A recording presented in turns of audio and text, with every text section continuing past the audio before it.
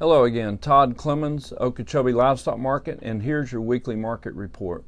Well, I tell you, it's been a busy week this last week with the rodeo going on out there at the Okeechobee County Cattlemen's Association.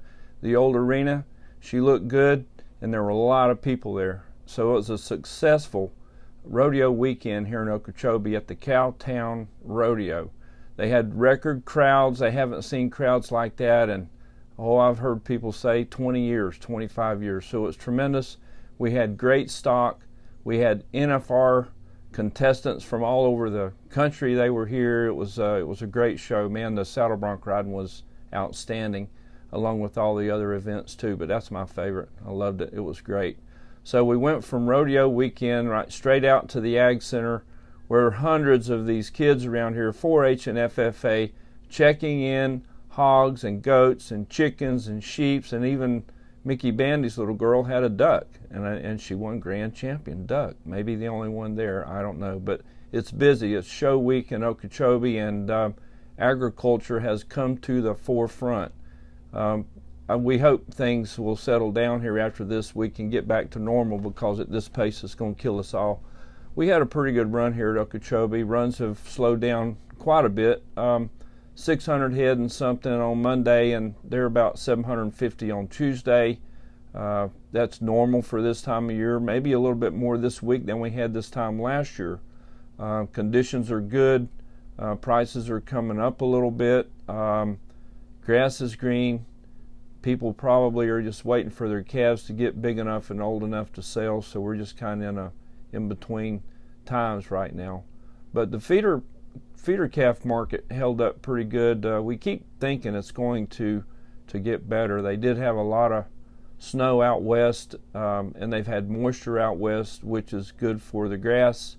Things are going to start greening up this spring, and demand is high for those calves that are up over 400 pounds. The lighter weight calves are still lagging behind, but those 4 and 5 weight calves are selling really good. Saw some good number one 500-pound calves this week bring in the 150s. Saw some 6-weight good steer calves bring up there around 125 or 30. Saw some heifers weighing around 500 pounds bring, I think it was up maybe around $1.30 on some good 5-weight heifers. So that's looking pretty good. But yeah, I think there's some upside potential to this calf market. The futures have been rallying pretty good.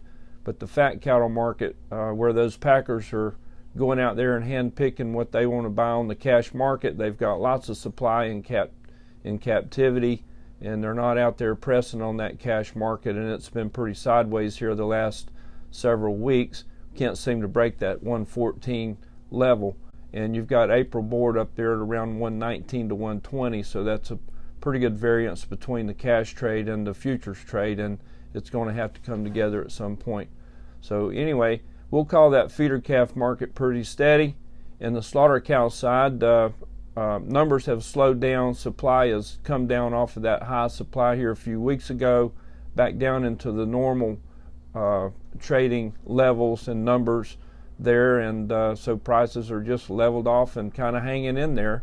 But they're picking these cattle up, and they're not leaving any behind. They're needing them, and they're taking them up there and making hamburger out of those cows, and they're moving that meat. There's a big demand for it, and things are, looking pretty positive and headed our way, I hope. So we did have some high prices this week, and good to know, Mr. House, you did it again. You had some nice little calves here, and you had a 195-pound calf that brought $2.45 bought by Miguel Cabrera.